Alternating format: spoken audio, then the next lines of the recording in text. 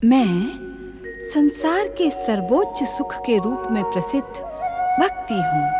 मैं मानव को संसार के सर्वोच्च सुख भक्ति के द्वार तक पहुँचाने वाली पूजा हूँ। अपनी माता को संसार का मंगल कार्य करने का वचन देकर गजमुख श्री गणेश ने सभी पर कृपा की। अग्र पूज्य श्री गणेश की जय जयकारों से कैलाश गूंज उठा। श्री गणेश की लीला के निमित्त देवर्षि नारद ने जमदग्नि पुत्र परशुराम को प्रथम पूजा के अधिकारी श्री गणेश की जय जयकार से कैलाश गूंज उठा। श्री महागणेश की कृपा से दिव्य अवतार धारण करने वाले श्री गणेश की लीलाओं का अब कैलाश पर प्रारंभ होने जा रहा है। विधाता की लीला से संसार वासियों का कल्याण ही होता है। ऐसी ही एक कल्याणकारी लीला के प्रमुख पात्र एक महर्षि, जिन्हें देवर्षि नारद अनायास ही देख लेते हैं। श्रीमन्नारायण नारायण नारायण। ओम नमः शिवाय। ओम नमः शिवाय। नारायण नारायण। ओम नमः। ये शिव भक्त ऋषि कौन है ओम जिन्हें मैं नहीं पहचानता?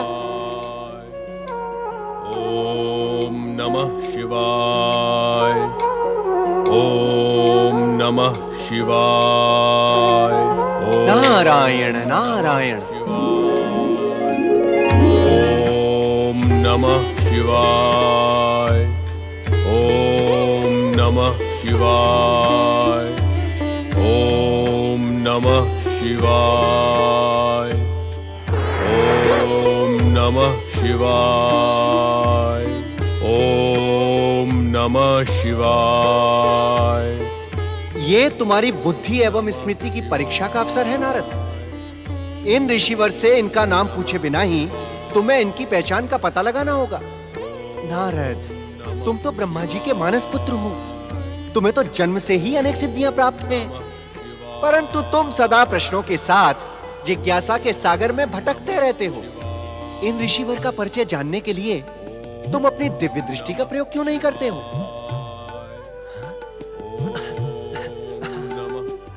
नारायण नारायण। ओम नमः शिवाय। ओम नमः शिवाय। परम शिव भक्त जमदग्नि पुत्र राम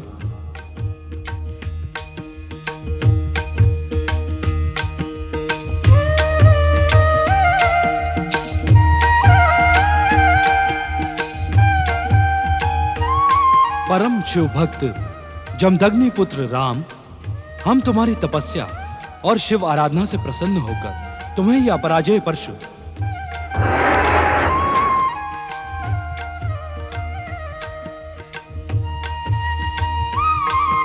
और अपना शिव धनुष प्रदान करते हैं।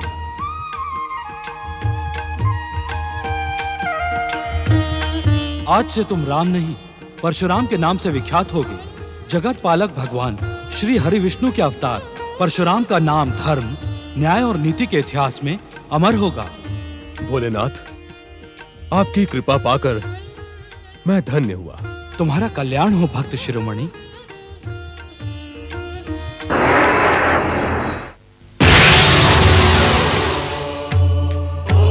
ओम नमः शिवाय। ओम नमः शिवाय। ओम नमः शिवाय। ओम नमः शिवाय। नारायण नारायण। परम भागवत श्री हरि विष्णु के अंशावतार महर्षि परशुराम को नारद का प्रणाम स्वीकार हो। प्रणाम देवर्षि नारद। देवर्षि, धन्य भाग्य मेरे जो अनायास आपके दर्शन हुए। नारायण नारायण। ऋषिवर, मुझे आपकी महानता का और दिव्यता का भली भांति ज्ञान है। आप इस प्रकार प्रणाम करके मुझे लज्जित न करें, किंतु आपकी शिव भक्ति को देखकर इस समय मेरे मन में एक जिज्ञासा उठ खड़ी हुई है। देवर्षि, शिव आराधना को लेकर कैसी जिज्ञासा? नारायण नारायण ऋषिवर, मैं आपसे ये जानने का इच्छुक हूं कि देवादिदेव महादेव से वरदान पाने के पश्चात भी निरंतर शिव आराधना का कारण क्या है? देवर्षि, इस पृथ्वी पर क्षत्रियों के अन्याय और अत्याचार बढ़ते जा रहे हैं। अहंकारी क्षत्रियों के अहंकार और अभिमान के कारण सारी पृथ्वी त्रस्त है। इसलिए मैं भगवान शिव से प्रार्थना कर रहा हूं कि क्षत्रियों को उनके अत्याचारों के लिए दंडित करें। नारायण नारायण महर्षि, किंतु देवादिदेव आपकी शीघ्र प्रार्थना नहीं सुनेंगे। क्यों देवर्षि? भगवान शिव तो आशुतोष हैं। वे प्रार्थना से शीघ्र प्रसन्न हो जाते हैं। हो तो जाते हैं, किंतु आप कहते कहते रुक क्यों गए देवर्षि? ऋषिवर, अभी अभी कैलाश पर एक विचित्र किंतु एक प्रेरक घटना घटी है। देवादिदेव महादेव उससे विशेष प्रभावित हुए हैं। इस कारण विचित्र एवं प्रेरक? ऐसी कौन सी घटना है देवर्षि? ये तो आप स्वयं कैलाश जाकर ज्ञात कर लें। नारायण नारायण नारायण नारायण नारायण। कैलाश में ऐसी कौन सी प्रेरक घटना हो गई? कैलाश चल के देखते हैं। ऐसे क्या देख रहे हो पुत्र गणेश? ऐसा प्रतीत होता है जैसे तुम कुछ कहने के इच्छुक हो। कहना तो चाहता हूँ माता, किंतु निर्णय नहीं कर पा रहा कि कहूँ अथवा नहीं। अपनी बात कहने में संकोच नहीं करते पुत्र। पिताश्री, मैंने तो सुना है कि माताएं अपने पुत्र की भूख और प्यास की चिंता अपनी भूख प्यास से भी अधिक करती हैं।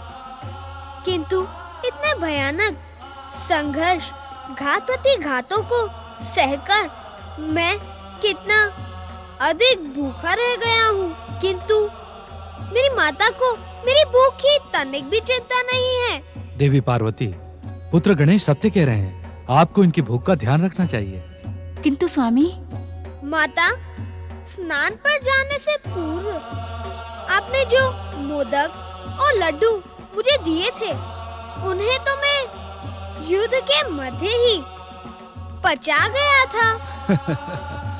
देवी पार्वती, गजानन बनने के पश्चात गणेश की भूख भी गज अर्थात हाथी के समान हो गई है। आपको इनकी भूख का शीघ्र ही शमन करना चाहिए। मैं तो भूल ही गई थी पुत्र गणेश कि तुम अपने पिता के समान युगों तक निराहार नहीं रह सकते। मैं अभी तुम्हारे लिए स्वादिष्ट मोदकों का प्रबंध करती हूँ। देवी पार्वती, श्री गणेश को अपनी दिव्य शक्ति से नहीं, अपितु माँ की ममता का प्रमाण देते हुए स्वयं अपने हाथों से मोदक बनाकर खिलाएं। जो आज्ञा स्वामी। पिताश्री, क्या माता अपने हाथों से मोदक बनाकर आपको भी भोग लगाती हैं? पुत्र गणेश, मोदक का नाम तो हमने पहली बार तुम्हारे प्रकट होने के पश्चात तुम्हारे ही मुख से सुना था। हमें तो ये भी ज्ञात नहीं कि मोदक कैसे बनते हैं, किंतु आज हम तुम्हारी माता पार्वती की रसोई अवश्य देखेंगे।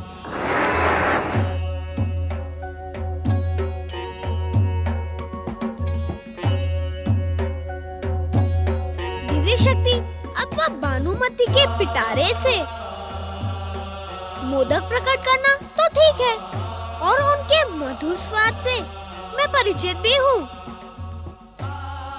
किंतु जब पिताश्री मोदक का नाम पहली बार सुन रहे हैं, तो पता नहीं माता को स्वयं मोदक बनाना आता भी है या नहीं। कहीं वे मेरा मन प्रसन्न करने के लिए तो नहीं कह रही थी।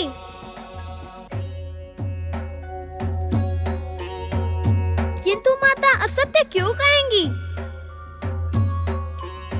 मोदक आने तक मुझे प्रतीक्षा करनी पड़ेगी।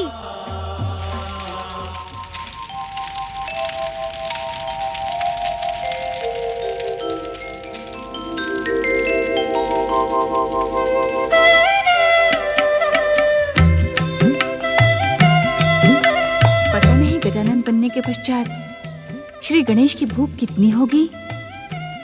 कहीं मोदक के इन थालों से उनकी भूख शांत ना हुई तो।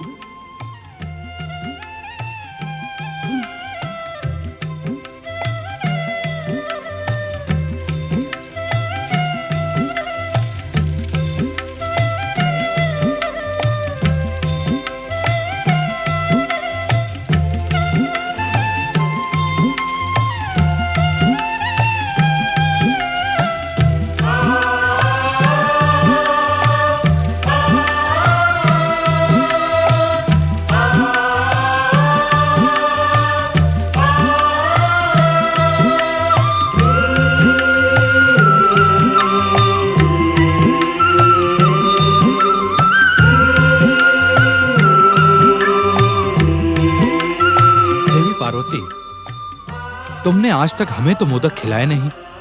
पति और पुत्र के बीच इतना पक्षपात क्यों? स्वामी, देवी पार्वती, मेरे परिहास को आप अन्यथा ना लें। पुत्र के प्रति स्नेह में ही पति का सम्मान और प्रेम छुपा रहता है। किंतु क्या स्वामी? सुमुखी शक्ति स्वरूपा देवी पार्वती, तुमने हमें बताए बिना ही अपने पुत्र की रचना कैसे कर ली? यदि तुम बता देती तो ये सारा कांड होता ही नहीं। मुझे बताने का अवसर ही कहाँ मिला स्वामी। मैंने तो स्नान अनुष्ठान के पश्चात श्री महागणेश के पूजन का संकल्प किया था। अपने संकल्प की पूर्ति से पूर्व मैं आपको अवश्य बता देती, किंतु आपने मेरे बताने से पूर्व ही श्री गणेश पर त्रिशूल से प्रहार कर दिया। वो हमारी भूल थी देवी पार्वती। योग और वैराग्य को धारण करने वाले शिव में क्रोध की उत्पत्ति न जाने कैसे हो गई। स्वामी, स्वयं आपने ही तो कहा था कि ये सारी घटनाएं परम देव श्री महागणेश की इच्छा एवं संकेत से हुई हैं। तो भूल का प्रश्न ही कहाँ उठता है। जो हुआ वो तो होना ही था। सत्य तो ये है स्वामी कि जन्म जन्मांतरों से मैं श्री महागणेश के इसी रूप की माता बनने की कामना कर रही थी। श्री महागणेश का गजानन स्वरूप मुझे सबसे प्रिय है। अर्थात परम देव श्री महागणेश के साथ शक्ति स्वरूपा देवी पार्वती की इच्छा और लीला भी सक्रिय थी। देवी पार्वती, श्री गणेश को श्री महागणेश जैसा गजानन रूप प्राप्त हो, कहीं इसी कारण आपने ही तो इस लीला को नहीं रचा? नहीं स्वामी, वास्तव में ये लीला परम देव श्री महागणेश की ही है, जिसमें हम सभी पात्र बन गए। अर्थात श्री गणेश के गजानन बनने के कारण आपकी जन्म जन्मांतरों की कामना पूर्ण हुई। आपने जो इच्छा की वो मिल गई।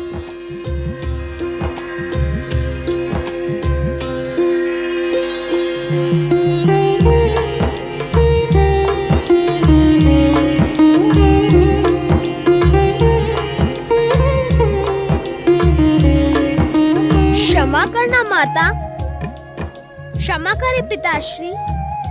अब मेरा धैर्य समाप्त होता जा रहा है। मेरी सुधा गत सुधा के समान तीव्र होती जा रही है। मैं यहाँ अपने आप को आने से रोक न पाया।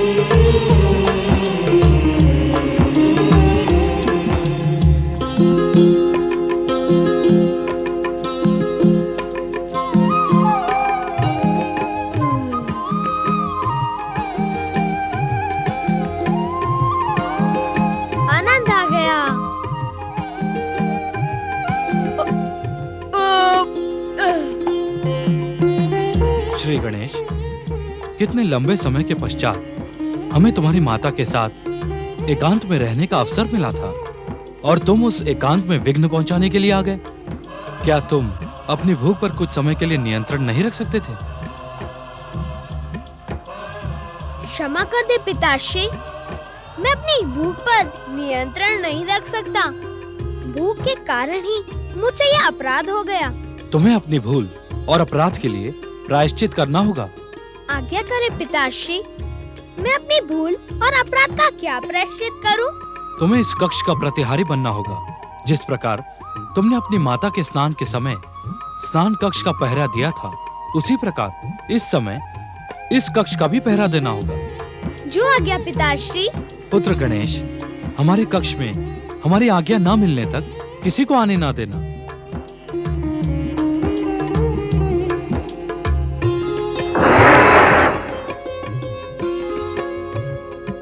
ये लो पुत्र, हमारा त्रिशूल धारण करो।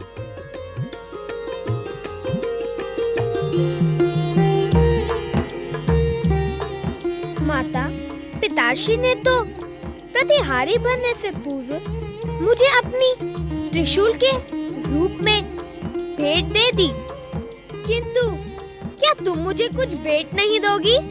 कैसी भेंट श्री गणेश? पिछली बार जब मैं आपकी आज्ञा से प्रतिहारी बना था, तब आपने अपनी दिव्य शक्ति से प्रकट स्वादिष्ट मोदक और लड्डू मुझे भेंट किए थे, किंतु आपके हाथ से बने मोदकों के सम्मुख वे दिव्य मोदक तो स्वादहीन हैं।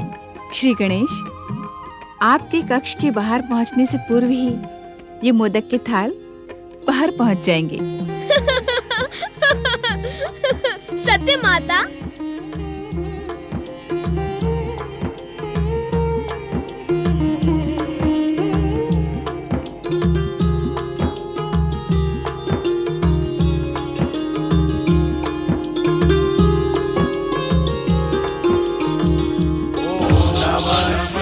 ओम नमः शिवाय, ओम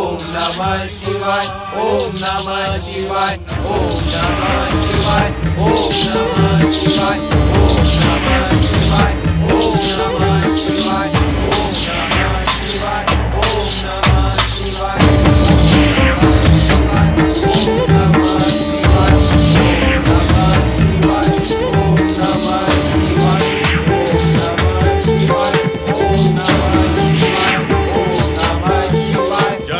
शिव शंकर।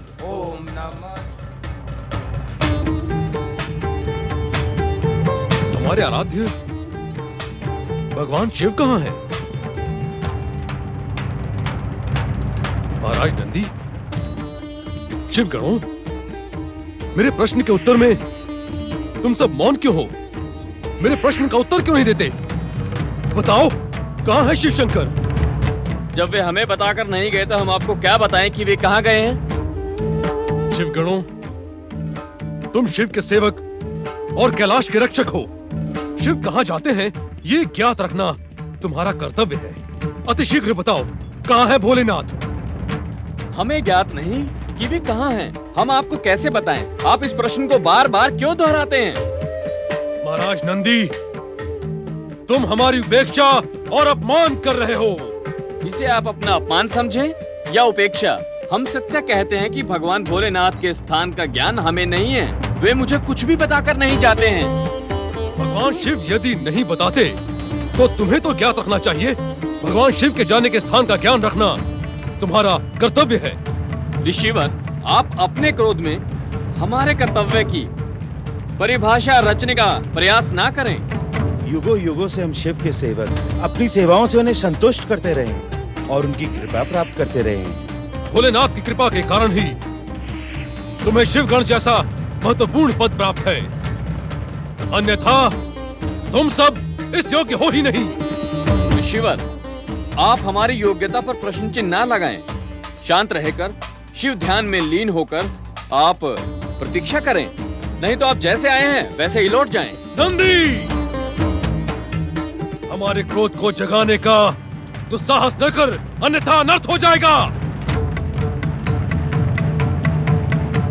हम अपने आराध्य भगवान शिव को स्वयं ही ढूंढ निकालेंगे।